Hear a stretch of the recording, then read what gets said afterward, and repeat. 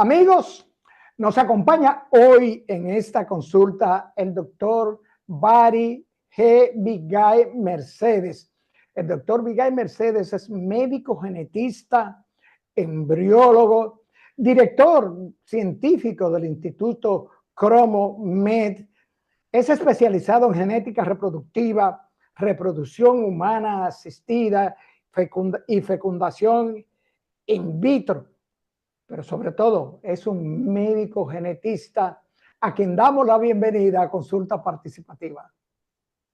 Muchas gracias, mi estimado Opperman. Para mí es más que un placer estar aquí en este programa de Consulta Participativa, dispuesto a responder cada una de las preguntas que tengan por allí.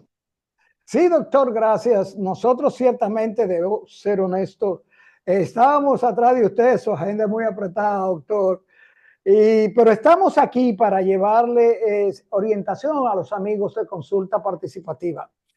Vamos a arrancar, doctor. Doctor, médico genetista, dígale a los amigos de Consulta Participativa, ¿qué son los genes? Los genes son la unidad funcional y principal de la herencia. Los genes son de lo que estamos hechos, son un grupo de proteínas bien agrupadas, de estructuras bien definidas que se encuentran dentro del núcleo de cada una de nuestras células. Donde quiera que haya una célula, hay un núcleo. Y donde quiera que haya un núcleo, hay cromosomas. Y dentro de esos cromosomas, pues están los genes. Son la unidad prístima de la vida, necesaria para la heredabilidad y para que un ser humano pueda reproducirse. Y no solo los seres humanos, sino que todos los seres vivientes tienen genes. Incluso las especies vegetales, desde la banana hasta una ensalada cualquiera. Hay una frase muy típica en genética que utilizamos y es que una ensalada cualquiera tiene más genes que un ser humano. Y esto es muy interesante de saber, ¿no?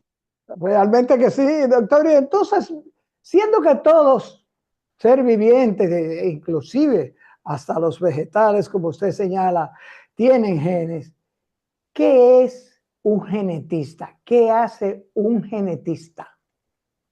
Bueno, existen básicamente tres tipos de genetistas. Están los médicos genetistas como yo, están los genetistas de laboratorio o especialistas en genética de laboratorio, y están los genetistas propiamente dichos, que son personas que estudian un grado en biología y se dedican a la investigación exclusivamente en la academia o en laboratorios de investigación.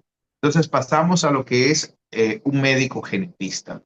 Un médico genetista es un profesional de la salud que estudió medicina de base y posteriormente se especializó o realizó una residencia en genética clínica o genética médica, o accedió a través de una subespecialidad dentro de una especialidad base, ya sea la pediatría, la medicina interna o la ginecología. Sin embargo, ya en los programas actuales se puede acceder a estudiar esto directamente. Y un genetista de laboratorio es una persona que se encarga exclusivamente de procesar muestras de laboratorio, que puede ser médico o no, puede ser bioanalista o no, o sí, o puede ser un biotecnólogo que se formó en técnicas avanzadas de biología molecular y se dedica, digamos que, a la genética molecular, que son todas las pruebas que los médicos genetistas utilizamos en nuestra práctica clínica diaria para lograr un diagnóstico genético. Entonces, ¿qué hace un médico genetista? Un médico genetista se encarga de la formulación de la historia clínica genética, que tiene una tipología totalmente diferente a la historia clínica convencional, porque se basa en un análisis exhaustivo del fenotipo. El fenotipo es cómo los seres humanos nos vemos. Usted dirá, pero no todos los seres humanos nos vemos igual desde el punto de vista médico, y la realidad es que no. Desde el punto de vista clínico, hay características que están agrupadas y muy bien definidas, desde no solamente las características típicas como el color de la piel, sino patrones de simetría que puede haber o no en un ser humano. Por ejemplo, la presencia o acercamiento de los ojos y la distancia de los ojos con respecto a la nariz, el aplanamiento de la región nasal, el busing frontal, el epicanthus, el telecanthus, que son características muy típicas asociadas a síndromes genéticos. La baja implantación del pabellón auricular. Entonces, los genetistas clínicos tenemos una historia clínica diferente que se centra en este fenotipo, en cómo el paciente se ve. Y por otro lado, lo que hacemos en genética es unir ese fenotipo con los hallazgos de laboratorio. Correlación genotipo-fenotipo. Estos hallazgos de laboratorio más la asociación con el fenotipo nos van a arrojar un diagnóstico que puede ser o no un síndrome genético, evidentemente. Entonces, la genética clínica se ocupa de esto, de lograr un diagnóstico genético en base a toda la información médica disponible desde el punto de vista de imágenes, de análisis clínicos, de pruebas moleculares de laboratorio, que muchas veces son las más importantes, y del análisis fenotípico. ¿Y el genetista trata trastornos o enfermedades, patologías del cuerpo humano? Esto es una pregunta excepcional, diría yo, y es que los genetistas no tratamos enfermedades, sino que las diagnosticamos. Entonces, quien trata la enfermedad es el médico especialista del cual deriva la enfermedad. Supongamos que hemos diagnosticado un síndrome de Brugada, que es una enfermedad cardiovascular que tiene un origen hereditario autosómico dominante, de manera que va a estar en cada generación. El cardiólogo, en base a ese diagnóstico que hace el genetista, va a tratar el síndrome de Brugada con una estrategia preventiva, que puede ser farmacológica o intervencionista, incluso quirúrgica en algunos casos, ¿no? Para prevenir los casos de muerte súbita. Lo mismo pasa con cualquier otra especialidad, desde la oncología hasta la genética reproductiva, hasta el diagnóstico de las enfermedades raras y la medicina de precisión o la medicina personalizada, que es lo que nosotros hoy en día llamamos medicina de precisión genómica, antes llamada medicina personalizada. Doctor, hay dentro de la genética, dentro de la medicina genética, hay fases genéticas. Por ejemplo, hemos escuchado el asunto de mutación genética. ¿Qué es una mutación genética y en qué beneficia o perjudica al paciente, a la persona? Muy bien, el término mutación genética se acuñó por primera vez en los años 50, porque hasta ese momento entendíamos los genetistas que los genes mutaban. Ya sabemos que los genes no mutan, sino que varían. Entonces, un mismo gen, por ejemplo, el gen BRCA1, puede tener hasta 10, 20, 30 o 40 variantes. En función de la variante que tiene el paciente, se hace un diagnóstico determinado y se ha estudiado ya que se van a desarrollar características de esta enfermedad determinada. Pongamos el mismo ejemplo de BRCA1, por ejemplo. La presencia de BRCA1 o de cualquier variante en el gen BRCA1 va a producir no cáncer de mama, sino que aumente el riesgo de padecer cáncer de mama hasta en un 80%. Y lo mismo pasa con todas las variantes, o sea, anteriormente llamadas mutaciones. Cualquier mutación o variante, conocida como variante genética hoy en día, va a producir que se aumente el riesgo de tener una enfermedad. ¿Y cuál es el riesgo de cada enfermedad? Bueno, está definido en función de la enfermedad. Por ejemplo, los pacientes que tienen una mutación en el gen MSH4 tienen un riesgo del 80% de padecer cáncer de colon. Y esto se asocia también a otros síndromes genéticos como el síndrome de Lynch. Lo mismo pasa con pacientes con mutaciones en genes asociados a epilepsia. Estos pacientes aumentan su riesgo de desarrollar una encefalopatía epiléptica precisa. Y dirá usted, ¿para qué me sirve conocer que tengo una mutación o una variante? Y es que esto es fundamental porque el tratamiento dirigido es el gold estándar actual en todas las enfermedades humanas. De hecho, el 57% de los cánceres tienen un origen genético. El 57%. El 30% de los trastornos epilépticos tienen un origen genético. Y de ese 30%, el 40% son fármacos resistentes, de manera que tengo que conocer la variante exacta que causó esa encefalopatía epiléptica para poder utilizar el tratamiento dirigido a esa encefalopatía epiléptica temprana de la infancia, temprana de desarrollo específica del paciente. O sea, doctor, que las variantes antiguamente llamadas mutaciones genéticas siempre vienen como resultado de una variante dañina. O sea, no hay una mutación genética que dice, bueno, esta variante genética te va a defender o te va a proteger de tal o cual patología. Sí, sin duda. De hecho, el caso más común es el caso de la enfermedad de Alzheimer. Y es que variaciones, ya se ha descrito que si tienes la variante en gen ApoE4, disminuye el riesgo de padecer la enfermedad de Alzheimer, pero si tienes una variante en el gen ApoE2, vas a aumentar tu riesgo de tener o de desarrollar enfermedad de Alzheimer. De manera que hay genes que son, y ya se han estudiado, son factores protectores, y hay genes que alteran la función de la proteína, porque como hemos hablado del principio, los cromosomas, los genes lo que hacen es sintetizar proteínas. Si hay un error en un gen, no se sintetiza la proteína adecuadamente y por lo tanto vas a tener deficiencia de lo que sea que esa proteína produce.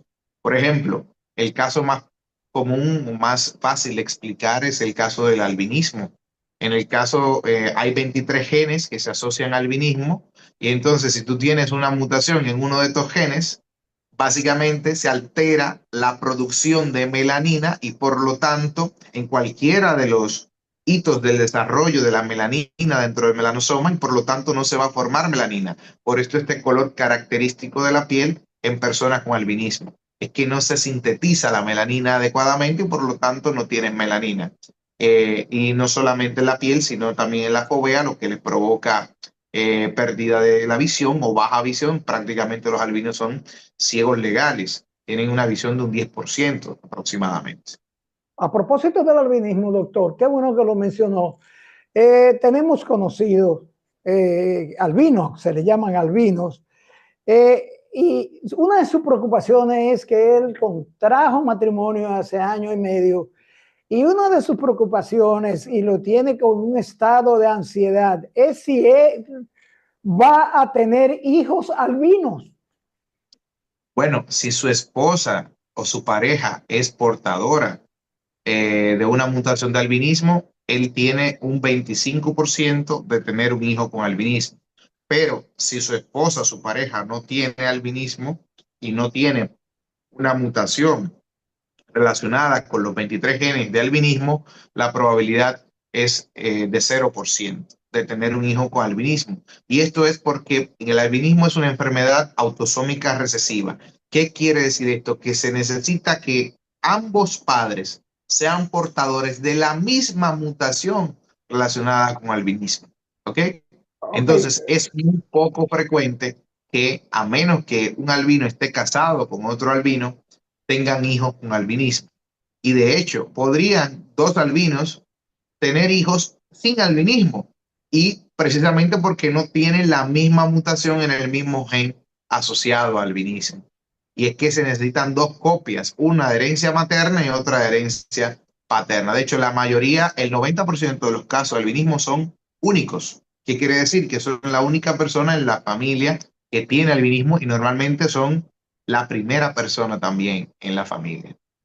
y la pregunta Efe- para ese amigo, ¿se puede detectar el gen de albinismo antes de la esposa quedar embarazada? Es correcto, se puede hacer una prueba llamada panel de portador de pareja. En el caso de él, yo recomendaría asistir a nuestra consulta de albinismo. Cabe destacar, si me lo permite, el Instituto Cromomed es la única clínica en República Dominicana especializada en genética clínica y tiene dentro de sus servicios la primera clínica o unidad especializada en albinismo de todo el continente americano. La más cercana está en el Hospital La Fe de Valencia, que dirige mi amigo el doctor Honorio Barronco. Y esta clínica tiene la particularidad que se creó junto a la Fundación Dominicana de Albinismo, ALSOA, Albinismo Solidario Asociado, y es gratuita. Los pacientes o las personas con albinismo reciben atención y diagnóstico oftalmológico por el doctor Carlos Gómez, uno de los mejores oftalmólogos de la República Dominicana, totalmente gratuita desde el diagnóstico oftalmológico hasta el tratamiento e incluso las pruebas clínicas que se requieren. Y de igual forma reciben la consulta de genética médica por nuestra director médico, la doctora Kathleen de la Rosa, del punto de vista gratuito también, y la prueba genética es gratuita para los albinos. Pero mire, qué interesante, doctor, Todos los miércoles la interesantísimo. clínica atiende a cerca de 5 a 10 pacientes de forma Pero gratuita. eso que usted está señalando y diciéndole a los amigos de consulta participativa es importantísimo, doctor, porque mire la preocupación de este amigo del programa, que él tiene un estado de ansiedad y no sabía, seguro estoy que él no sabía que existía esta clínica especializada en albinismo donde él puede acudir y entonces se puede detectar, hacer los estudios pertinentes. Eso es una gran noticia, doctor. Doctor, Claro, hay que contactarlo para que se una al SOA, a la Fundación de Albinismo, que ya tiene unos 200 albinos dentro de la organización. De hecho, nosotros estimamos que hay en República Dominicana cerca de 650 personas con albinismo. wow, pues nos comprometemos a dejarle saber y poner en su conocimiento, si él no está viendo el programa en este momento, la existencia de esa clínica. Doctor, usted mencionó ahorita varias enfermedades que surgen de las variantes genéticas, pero en nuestro país, ¿cuáles son las enfermedades más comunes que tienen que ver con estas variantes genéticas, doctor? Bueno, no solamente, digamos, las enfermedades genéticas tienen que ver con mutaciones genéticas, sino que también se pueden perder grandes trozos, pedazos de cromosomas, de manera que no solamente se pierde un gen, sino que se pierden muchos genes y a veces se gana mucha información. Y yo diría que la enfermedad genética más común en República Dominicana es el síndrome de Down. De hecho, nosotros hemos publicado uno de los estudios más grandes que se ha hecho en la historia del síndrome de Down, con 536 pacientes con síndrome de Down, y hemos identificado sus comorbilidades, o sea, qué otras enfermedades aparte del síndrome de Down tienen estos pacientes. Y la hemos caracterizado junto con la Asociación Dominicana de Síndrome de Down. Y en segundo lugar, yo diría que la discapacidad intelectual. Cuando hablo de discapacidad intelectual, no me refiero al autismo en lo absoluto. Me refiero a condiciones clínicas que están asociadas a discapacidad intelectual. Háblese síndrome genético. O sea, aquí sí hablamos de variantes. Cuando hablamos de una enfermedad rara, en realidad lo que nos estamos refiriendo es a una enfermedad monogénica. Esto quiere decir que esa enfermedad rara está causada por una mutación en un único gen. Y en República Dominicana, de hecho, hay una alta incidencia de enfermedades raras. Hemos tenido la oportunidad de diagnosticar la mayoría de ellas desde nuestra llegada al país hace 5 años, y precisamente porque no había en nuestro país screening desde el punto de vista clínico para diagnosticar este tipo de enfermedades. Al nosotros colocar la clínica, hemos, digamos, abierto el abanico de todas las enfermedades raras que hay en República Dominicana.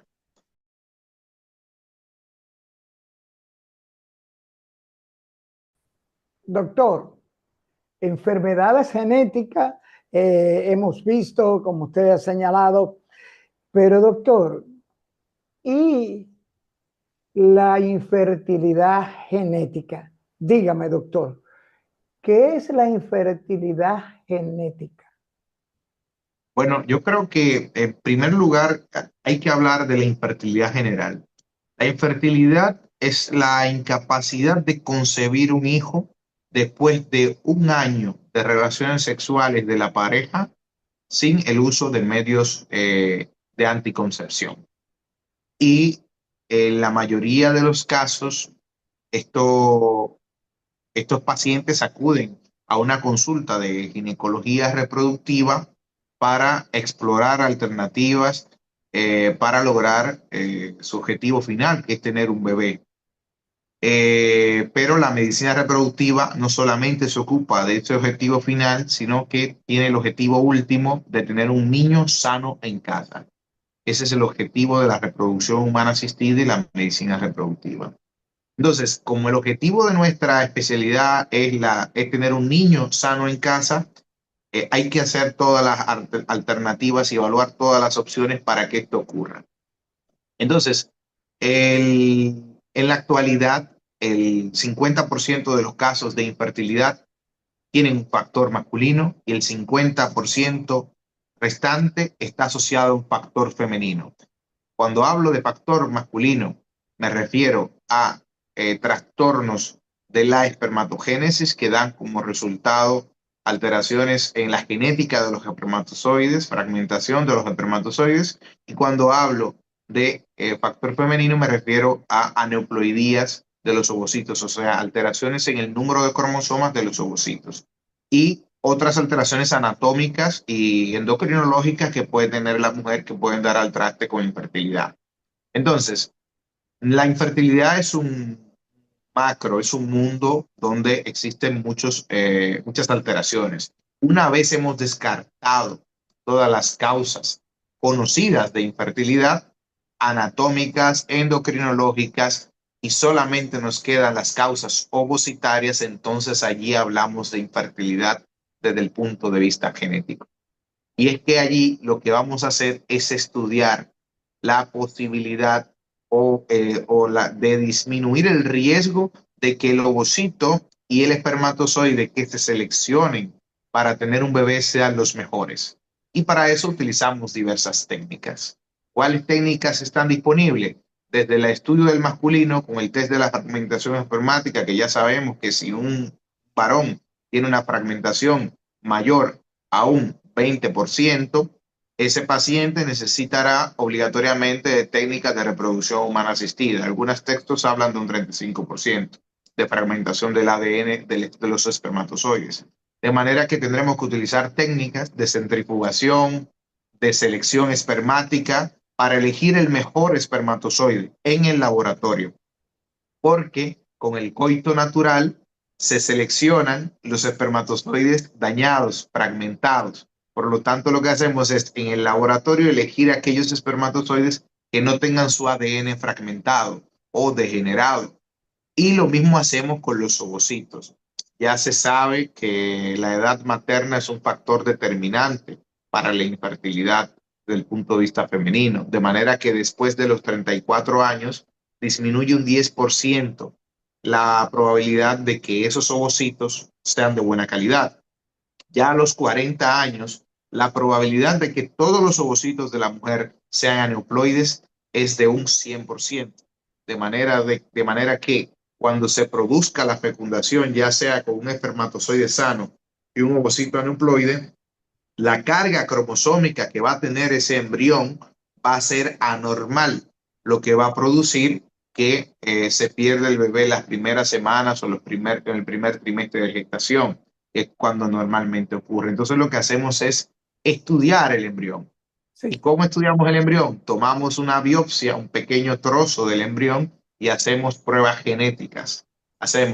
Podemos detectar en el embrión desde aneuploidías, podemos detectar mutaciones genéticas como la que hemos estado hablando del albinismo, de cáncer, e incluso elegir embriones libres de estas mutaciones genéticas de manera que una enfermedad genética grave no pase a la siguiente generación, como en el caso del cáncer. Y esto se hace hoy en día en la República Dominicana diariamente. Bien, doctor, muy bien, pero nos llama la atención preguntarle, doctor, la infertilidad en sentido general, como usted bien señala, en el caso femenino, tenemos entendido que hay más causas que pueden inducir a la infertilidad de la mujer y que ésta va reduciéndose con la edad. Y en el caso masculino, hay otras causas. ¿Cuál es más común de las infertilidades per se, la infertilidad masculina o la infertilidad femenina? En la República Dominicana, en mi experiencia clínica, porque puedo hablar desde mi experiencia, el 70% de los casos de infertilidad se asocian a factor masculino, de manera que hay alteraciones en la formación de los espermatozoides. Y esto es explicable desde el punto de vista de las prácticas que adoptamos en nuestro país desde el punto de vista laboral. Resulta que el sedentarismo, estar mucho tiempo sentado, como ocurre en la mayoría, diría yo que en el 70% de los trabajos de República Dominicana, y cuidados y más, acerca los testículos del cuerpo, y la biología muy sabiamente colocó los testículos fuera del cuerpo. Dentro de los testículos se encuentra, o dentro del escroto se encuentran los testículos, que son las gónadas, son el aparato reproductor y endocrinológico masculino por excelencia, que produce no solamente las hormonas necesarias para el hombre, para el funcionamiento de la función masculina o de la salud masculina, sino que produce los espermatozoides. Están fuera del cuerpo y es porque necesitan una temperatura diferente a la temperatura del cuerpo. Cuando pasamos mucho tiempo sentados, acercamos los testículos al cuerpo y ellos adquieren la temperatura de nuestro cuerpo, que es de 37 grados. Ellos deberían tener una temperatura de unos 36,5 grados aproximadamente para que la función o la formación de los espermatozoides sea adecuada. Por lo tanto, hemos encontrado que la mayoría de pacientes o de parejas que acceden a la consulta de infertilidad, normalmente el factor masculino es primordial. Esto no quita que exista otra complicación desde el punto de vista femenino, que son las alteraciones anatómicas. La principal causa de infertilidad, en mi experiencia clínica en la República Dominicana, es la obstrucción del oviducto, que normalmente es bilateral. ¿Qué es el oviducto? Es la capa interna de la trompa de falopio, el conducto. Entonces esto se obstruye por múltiples causas. La mayoría de ellas son infecciones vaginales recurrentes, bacterianas, y asociadas muchas veces a temas de enfermedades de transmisión sexual, y en algunos casos de disminución de la higiene vaginal. De manera que, digamos que estas son las causas más frecuentes de infertilidad. Causas, una es anatómica y la otra es obstructiva. Doctor, la infertilidad y la infertilidad genética son tratadas con los mismos procedimientos, con los mismos tratamientos. No, sin duda. La infertilidad como tal se trata en función de dónde se encuentra el problema. La mayoría de problemas del punto de vista de la infertilidad en el sentido general tienen que ver con alteraciones anatómicas, de manera que se tratan con terapéutica quirúrgica. Se hacen procedimientos primero diagnósticos, en el caso de la mujer, la histerosalpingografía, se hace la histeroscopia, donde se introduce una cámara que puede ser diagnóstico terapéutica, donde se puede cortar cualquier tipo de lesión o pólipo que existe en el útero que cause infertilidad. En el caso del masculino, las cirugías de varicocele están dominando en todo el mundo, porque básicamente esta dilatación altera también la temperatura de los testículos, de las venas que tienen su función en el aparato testicular. Cuando se dilatan, esto se llama varicocele. Entonces, esto altera la temperatura de los testículos, y de igual forma que acercar o el sedentarismo, acercar los testículos al cuerpo con el sedentarismo. Entonces yo diría que el tema quirúrgico sigue siendo todavía muy importante en República Dominicana a la hora o de cara a los tratamientos reproductivos. Doctor, y en el caso específico de la mujer, ¿cuáles son las causas genéticas de la infertilidad en la mujer? Yo diría que son las aneuploidías. La mayor causa o la principal causa, por lo menos en nuestro país, es la edad materna avanzada. Pero recuerda que no solo la edad materna avanzada influye en las aneuploidías. Existen otras condiciones, como ser portador de una enfermedad genética que pueda desencadenar un síndrome genético. De hecho, en nuestro país la principal causa de abortos, y lo tenemos por experiencia porque somos el único centro que procesa el cariotipo de restos abortivos, es el síndrome de Edwards, que es una aneuploidía del cromosoma 18. Básicamente hay, en lugar de haber dos cromosomas, hay tres. Hay una trisomía 18. Entonces, la mayoría de restos fetales que estudiamos en nuestro laboratorio tienen esta trisomía, tienen síndrome de Edwards, que en el 100% de los casos, o 99.9% de los casos, los síndromes de Edwards se pierden en el primer trimestre. Hay algunos cuantos que han nacido y son grandes ya, incluso lo hemos diagnosticado adultos, pero en nuestro país esta es la principal causa, que es una neoploidía muy frecuente, el síndrome de Edwards. Por otro lado está el síndrome de Turner, que es la única monosomía compatible con la vida, donde cerca del 95% de los bebés con síndrome de Turner se abortan en el primer trimestre de Doctor, forma espontánea. confirmada la infertilidad en una mujer genética. Su infertilidad es genética. Ya se hicieron pruebas para determinarlo. ¿Cómo se trata la infertilidad genética en la mujer? Bueno, obligatoriamente hay que utilizar técnicas de fecundación in vitro, técnicas de reproducción humana asistida. Y ahí vamos a la fecundación in vitro. Tomamos un ovocito de la mujer o una serie de ovocitos, que entendemos que está sano, lo fecundamos todos, generamos embriones. Digamos que tenemos 8 embriones, que podrían ser más o podrían ser menos, en función de la edad materna y la hormona antimuleriana, la reserva ovárica. Digamos que tenemos 8 embriones. Tenemos que biopsiarlos todos, tomar una biopsia, una pequeña parte en el día 5 y estudiarlo desde el punto de vista genético para determinar cuál es el síndrome que está causando la infertilidad genética en el caso de la mujer. Supongamos que es un síndrome de Edwards por un desequilibrio cromosómico equilibrado que tenga la madre, porque hicimos un cariotipo y descubrimos que tiene un cromosoma satélite, un cromosoma que está pegado en otro cromosoma, pero que en ella no le causa enfermedad porque es estable esta alteración, pero cuando se transfiere al hijo es inestable, por lo tanto le produce un cromosoma extra al bebé. Cuando se combinan los cromosomas de la madre con lo del padre. Entonces lo que hacemos es elegir una prueba llamada PGTA, por ejemplo, en ese caso muy específico, que es diagnóstico genético preimplantacional, o sea, antes de implantar el embrión, para neoploidías, PGTA, por sus siglas en inglés, y elegimos un embrión que no tenga el síndrome de Edwards. Entonces, ese embrión es el que vamos a colocarle a la madre. Por lo tanto, la madre va a tener un bebé libre del síndrome de Edwards y no se va a perder en el primer trimestre.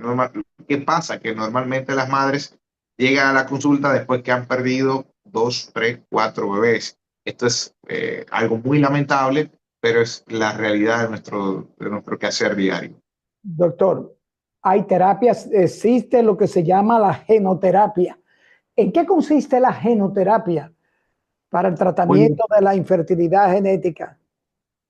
Bueno, en el caso de la infertilidad genética no existen todavía genoterapia, pero tuve la oportunidad de estudiar con el descubridor del CRISPR, del doctor Francis Martínez en la Universidad de Alicante. CRISPR significa secuencias poliandrómicas repetidas, generalmente agrupadas. El doctor Francis Martínez, estudiando unas bacterias en una región de España, lo que hizo fue descubrir que estas bacterias estaban infectadas por virus y que tenían estas regiones muy, muy dispersas y que estaban agrupadas y que no pertenecían a las bacterias. Y entonces Jennifer Doudna y Emmanuel Carpentier, Jennifer Doudna norteamericana y Emmanuel Carpentier francesa, ganaron el premio Nobel hace 2 años, bueno, 3 años ya, de medicina por descubrir, utilizando la técnica de Francis Martínez, que la proteína Cas9, una proteína es capaz de cortar una región genética específica, nos ayuda o podría ayudarnos en la medicina clínica a eliminar una alteración genética puntual en un bebé que ya se produjo, de manera que ya hubo el entrecruzamiento. Porque recuerda que la información genética que tenemos hoy no cambia y no ha cambiado y no cambiará a menos que nos expongamos a algún tipo de agente genotóxico, o sea, que altere el ADN, desde que se unió el espermatozoide con el óvulo de o el ovocito de nuestra madre. O sea, esa información genética que se produjo en ese momento llamado singamia, cuando el pronúcleo femenino y el pronúcleo masculino se unen, no ha cambiado ni va a cambiar a menos que un factor externo genotóxico como la radiación, los pesticidas y otras causas conocidas lo alteren. De manera que, o a menos que con terapia génica hagamos esto, cortemos una región que esté dañada y lo que hace es copiarse la cadena complementaria. Entonces ya hay mucha terapia génica para muchas enfermedades, aprobadas tanto por la FDA como por la EMA. Y en el Servicio de Sanidad del Reino Unido también. Ya hay terapia génica para enfermedades como la atrofia muscular espinal. De hecho, ya se ha implementado en República Dominicana. Es terapia génica para la anemia de células falciformes. Está aprobada en toda Europa y Reino Unido, más en Estados Unidos sigue, todavía no está aprobada por la FDA, pero ya sí se está implementando en República Dominicana, según me comentó una colega. Hay terapia génica para un sinnúmero de distrofias, enfermedades neuromusculares que todas tienen un origen genético. Lo que pasa es que son enfermedades raras. Y hay terapia génica para la enfermedad más común relacionada con el cáncer, que es la leucemia mieloide aguda, como es el caso del Zolgensma. Y es una terapia génica muy costosa, no está disponible para todo el mundo, cuesta cerca de $200,000. Hay otra terapia génica un poco más cara, cura la leucemia mieloide aguda en una sola administración, en una sola inyección, pero cuesta $2 millones. Entonces, no, esto no cubre ninguna aseguradora, evidentemente, por esto no ha llegado a ningún país en vías de desarrollo. De hecho, en los países desarrollados como Alemania requiere de patrocinio gubernamental para acceder a este tratamiento. Porque básicamente lo que hacemos es tomar células del mismo paciente, modificarlas genéticamente para convertirlas en sanas y luego administrárselas directamente al paciente nuevamente. De manera que no solamente es una terapia génica, sino que es una terapia individualizada y una terapia personalizada. Sí, doctor, se nos acabó el tiempo, pero tenemos tantas preguntas. Doctor, usted es embriólogo. Sí, es correcto. Explíqueme, doctor, ¿qué es la embriología? Lo más breve que usted puede. Sí, bueno, la embriología clínica, soy embriólogo clínico, es el estudio del desarrollo embrionario en los estados más primitivos. Y no solamente el estudio, sino que intervenimos desde el tratamiento clínico, que es la fecundación in vitro, utilizando técnicas de precisión, desde la micromanipulación, como es el caso del ICSI, que es la microinyección o la inyección intracitoplasmática de espermatozoide, hasta otras técnicas que ya están algunas en desuso. El ICSI es la técnica más usada hoy en día porque nos da tasas de fecundación del 100%, hasta la fecundación in vitro convencional, que es observar cómo los espermatozoides entran de manera natural dentro del ovocito. Entonces lo que hacemos es observar, analizar y estudiar cómo es este desarrollo embrionario, cuáles son las características que nos dicen que ese embrión se está desarrollando bien, de manera que elegimos el mejor embrión para transferir, sin necesidad de intervenir un embrión desde el punto de vista quirúrgico, o sea, sin tener que hacer una biopsia, que también estamos entrenados para hacer la biopsia embrionaria. Podemos decir, con técnicas de análisis desde la simetría, desde el análisis de la fragmentación, de la expansión, de la vacuolización, parámetros físicos que podemos ver en estadios muy tempranos del desarrollo embrionario, desde el día 1 hasta el día 6, podemos ver en todos esos parámetros cuáles son los embriones con mejores características para transferir, de manera que tengamos el objetivo final, es tener un bebé sano en casa. Doctor, comprometido porque tenemos pendiente otro programa con eso.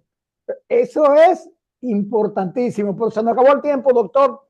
Brevemente, díganle a los amigos de Consulta Participativa dónde contactar al doctor Bari Bigay Mercedes. Soy el director científico del Instituto Cromomed en Santo Domingo. Está en la calle Hermanos de Línea 205, en Gascue, en el centro del Distrito Nacional, al número 809-546-4140. Amigos, amigas, gracias por acompañarnos a esta consulta con el doctor Bari G. Bigay Mercedes, médico genetista embriólogo, donde estuvimos hablando con todo lo que tiene que ver con la infertilidad masculina, femenina y la infertilidad genética. Amigos, amigas, nos vemos en la próxima consulta.